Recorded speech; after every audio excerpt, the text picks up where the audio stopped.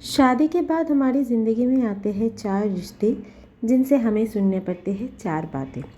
जी हाँ दोस्तों, शादी करने के बाद हम जब ससुराल पहली बार जाते हैं तो हमें 4 रिश्ते ही मिलते हैं। सास, ससुर, ननंद और क्या, अपने पति का रिश्ता। ये 4 जो रिश्ते होते हैं ना, ये रिश्ते ऐसे होते हैं, इनसे आपको हमेशा ही कुछ ना कुछ बातें सुनने ही मिलते हैं। क्योंकि ये जो 4 रिश्ते होते हैं, हाँ, ननंद ननंद देवर भी होते हैं, जेठ जी भी होते हैं, लेकिन हमें सुनने पड़ते हैं ननंद जी की ही बातें। देवर या जेठ जी अगर रहे भी तो उनके बातें नहीं। तो इसीलिए मैंने कह दिया है कि 4 रिश्ते 4 बातें। तो कैसे संभाला जाए इन 4 रिश्तों को? अगर देवरानी हो या ना हो, जेठानी हो या ना हो, वो भी तो बाहर से आते हैं, तो उनको आप शायद समझ सकते हैं। अब आप दोनों की इक्वेशन अलग चलते हैं, लेकिन ये जो और जो घर के जो ये सदस्य होते हैं ना, ये लोग बिल्कुल अलग होते हैं, बिल्कुल अलग होते हैं। कैसे संभाल पाएंगे? मैंने अपने लास्ट ब्लॉग में आप लोगों से कहा था कि जो सास होते हैं ना, उनको संभालना सबसे बड़ी मुश्किल होता है। अगर आप उनको संभाल लिए तो सब कुछ संभाल गए, आप सोच ही लीजिए। तो आप लोग ज़रूर मेरा लास्ट ब्लॉग चेकआउट करिएगा। वहाँ पर मैंने आप लोगों के लिए बहुत सारे बातें बोले हैं जो नए शादीशुदा होंगे उनके लिए। तो सास तो आप सास को हमेशा ही अपने मुट्ठी में नहीं रख सकते हैं। सिर्फ़ और सिर्फ अपने सास की बातें सुनिए और कोशिश कीजिएगा कि वो जो चाहते हैं वो चीज़ आप जल्द से जल्द कर लीजिए, तो फिर वो हमेशा खुश रहेंगे और कभी भी कुछ इधर उधर की बातें आपको नहीं सुनाएंगे, जो कि मेरे ख्याल से बहुओं को सुनने में बिल्कुल भी अच्छा नहीं लगता है। अब आते हैं ससुर जी के ऊपर। ससुर जी जो होते हैं ना, वो एक ऐसे रिश्ता होता है ना, वो अगर ससुर जी अच्छा हो तो बहुत ही एक अच्छा अमेजिंग बॉन्ड बन जाता है। मेरे ख्याल से हर ससुराल में लड़कियों का सबसे ज़्यादा अच्छा बॉन्ड ससुर जी के साथ ही बनता है। क्योंकि ज़्यादातर जो ससुर होते हैं ना, वो बहुओं को बेटी समान ही मानते हैं। तो उस बॉन्ड के बारे में मैं कुछ नहीं बोलूँगी, वो अपना अपना होता है। आप उनको अपने दिल से प्यार कीजिएगा, ससुर जी का, उनका सेवा कीजिएगा, देखिएगा आपको वो अपना प्यार दिल से लुटाएंगे। बहुत ही खूबसूरत सा एक रिश्ता होता है ससुर जी के साथ अपनी बहू का। और जो नेक्स्ट रिश्ते के बारे में मैं बात करने जा रही हूँ, वो है ननंद जी।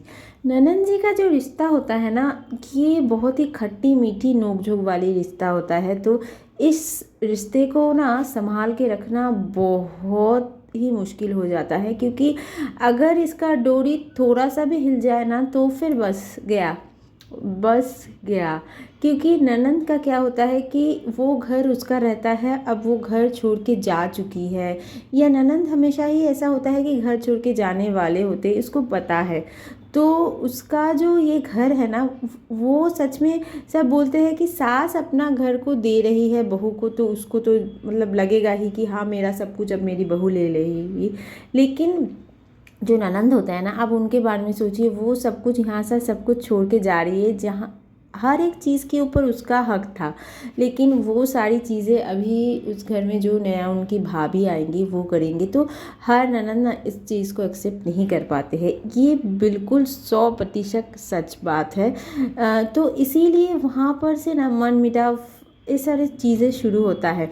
और एक बात है कि क्या होता है कि जब कोई नया बहू जब आता है ना, तो ननंद ये सोचती है कि माँ अगर, मतलब जो सास है, तो माँ अगर बहू को ज़्यादा प्यार करेंगे, शायद मैं कुछ अलग कुछ दूर ना चली जाऊँ। तो यहाँ इन सारे रिश्तों में ना सबसे ज़्यादा इनसिक्योरिटी ननंद का ही होता है। इसीलिए जिस घर में भी ननंद रहता है ना, ज़्यादातर ननंद और जो बहू है ना, उनमें खटपट बहुत ज़्यादा हो जाता है। हाँ, मैं हर घर के बारे में बिल्कुल भी नहीं बताऊंगी। बहुत सारे घर ज़रूर ऐसा होगा कि जहाँ पर ननंद जी जो होते हैं ना, जो अपनी भाभी को बिल्कुल अपनी बड़ी बहन या भाभी जैसा बहुत ज़्यादा प्यार करते हैं। अलग ही एक रिश्ता होता है। आप लोग ज़रूर कमेंट कीजिएगा ऐसा रिश्ता किन किन घरों में है, क्योंकि मुझे भी जानने का ज़रूर दिलचस्पी होगा।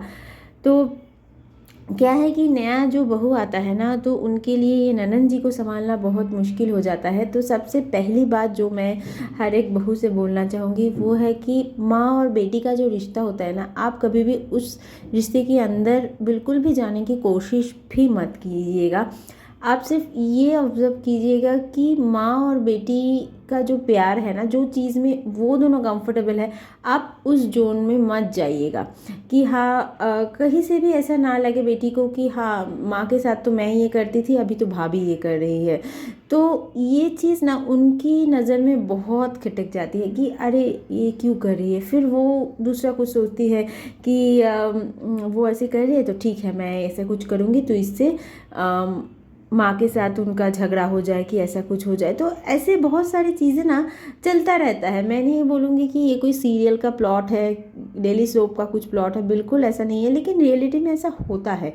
तो मैं ये बोलना चाहूँगी कि बहू को ना, नया है ना, तो अपना जगह बिल्कुल अलग से बनाना है। ये नहीं कि आपको अपनी ननंद की जगह लेनी है। अगर आप करेंगे भी ना तो शायद आप ले लेंगे, लेकिन वो जो आपका जो ननंद होगा ना, उनके साथ आपका जो मनमुटाव होगा ना, वो पूरी ज़िंदगी चल जाएगी। अब क्या है कि सच बात तो ये है कि सास कभी ना कभी, सास ससुर चले जाते हैं कि, लेकिन ननंद जो होते हैं ना, वो पूरी ज़िंदगी साथ में ही रहने वाले होते हैं, मतलब साथ देने वाले होते हैं। तो इसके लिए उनके साथ ना अपना रिश्ता को हमेशा ही अच्छा जगह सेव करके रखिएगा, ताकि वो मनमुटाव ना हो कि आगे जाकर दोनों में कोई झगड़ा हो, ये हो। वैसा मत कीजिएगा। अलग सा जगह बनाइएगा जहाँ पर आपके ननद को भी ऐसा ना लगे कि नहीं, ये नया बहू आकर मेरी जगह ले रही है। बिल्कुल भी ऐसा मत सोचिएगा, ऐसा मत कीजिएगा। तो ये हो गया ननंद जी। अब जो दूसरे आते हैं, मतलब लास्ट में आते हैं, वो है अपने पति जी। पति जी ऐसा होता है कि पति को संभालना सबसे ज़्यादा ही मुश्किल हो जाता है, क्योंकि पति का क्या होता है कि वो खुद ही इतने सारे रिश्ते में उलझ जाते हैं ना, पहले पहले वो क्या करेंगे वो खुद ही हैरान हो जाते हैं। तो क्या होता है कि कभी कभी जाकर देखिएगा कि आपको ही वो साइड रख देंगे कि नहीं, तुमको ये नहीं करना है।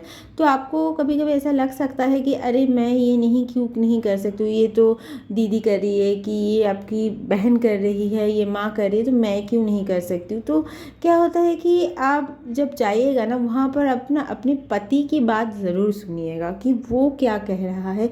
उनसे आप जानने की कोशिश करिएगा कि कौन सा चीज़ मतलब वो चाहते हैं। क्योंकि क्या है कि वो एक ऐसा अकेला बंदा है जो सबको जानते हैं। तो आप उनके हिसाब से अगर चलेंगे ना, तो देखिएगा कि थोड़ा सा आपके लिए इजी हो जाएगा। क्योंकि कहीं ना कहीं वो घर का बेटा है, उस घर से पहले से ही जुड़ी हुई है, तो आपको इजी होगा। उनका बात आप ज़रूर मानिएगा। अगर वो बोलेंगे कि नहीं, तुमको ऐसा नहीं करना चाहिए, इससे मम्मी नाराज़ हो जाएगी, कि ऐसा तो दीदी करती थी या ऐसा तो मेरी बहन करती थी, तो तुम ये कर रही हो, तो ये शायद ठीक नहीं होगा। तो आप उस चीज़ को कभी भी करने की कोशिश मत कीजिएगा, क्योंकि वो आपके लिए भलाई होगा। कभी कभी क्या होता है कि हम सोचते हैं कि ठीक है, माँ के लिए हम ये कर दें, हम वो कर दें, मतलब बहू की तरफ से हम बोल रहे हैं कि अगर आप बहू है तो सासू माँ के लिए हम ये कर दें, वो कर दें।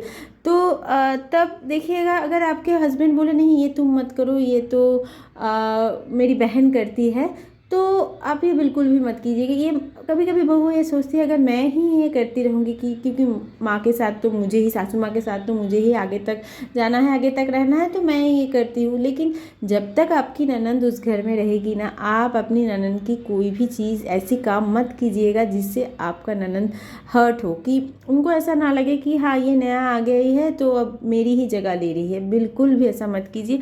अगर नहीं है घर में, चली गई, मतलब शादी हो गई या होने वाली है, तब आप कीजिए तो ठीक है। क्योंकि अभी जैसे कि क्या होता है कि हर सुबह में शायद ऐसा होता है कि ननंद माँ को तेल लगा देती है, या माँ के लिए चाय देती है, या ये वो करती है। आप पहले से जाकर ही वो मत कीजिए। आप पहले अपने ननंद से पूछिए कि हाँ क्या मैं ये अब से करूँ कि आप ही करेंगे।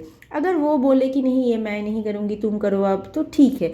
अगर वो ही करना चाहती है तो ठीक है, आप कीजिए। क्योंकि ये छोटी मोटी चीज़ें जो होती हैं ना, ये छोटी मोटी चीज़ों से ही बिल्कुल रिश्ता ख़राब हो जाता है। तो आज की ब्लॉग में बस इतना सा ही। आप लोग अच्छे से रहिए अपने ससुराल में, अपने सास ससुर ननंद सबको लेकर, पति को लेकर अच्छे से रहिए। आगे की ब्लॉग में मिलते हैं, चलिए बाय बाय।